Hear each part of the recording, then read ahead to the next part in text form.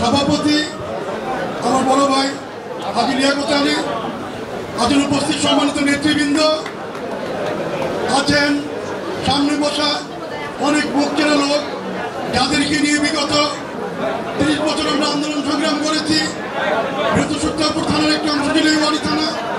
এই ওয়ারি থানাকে বেস করে আমরা গুলিস্তান এবং বঙ্গভবনের বাগপথ দিয়ে আমরা আশার ভাইয়ের নেতৃত্বে এবং অনেকের নেতৃত্বে খোকা ভাইয়ের নেতৃত্বে আমরা আন্দোলন সংগ্রাম করেছি।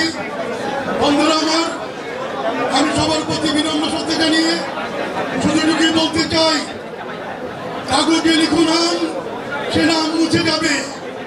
পাথরে লিখুন নাম, সে নাম ক্ষয়ে যাবে। হৃদয়ে লিখুন নাম, সে নাম রয়ে যাবে। সে কার নাম?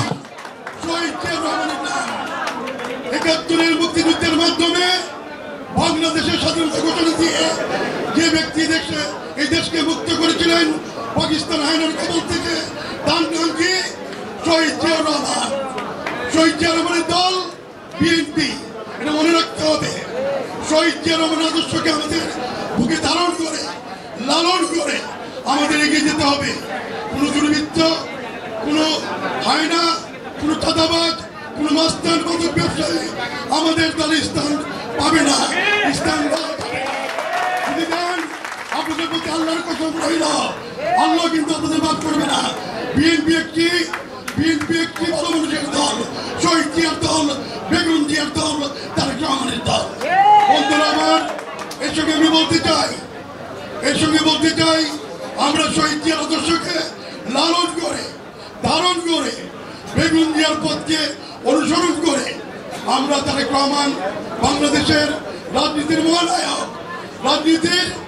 মহানায়ক তারেক রহমানকে শ্রদ্ধা জানিয়ে তার ৩১ দফা বাস্তবায়নের লক্ষ্যে আমাদেরকে আগামী দিনে নির্বাচনের জন্য ঐক্যবদ্ধ হতে হবে।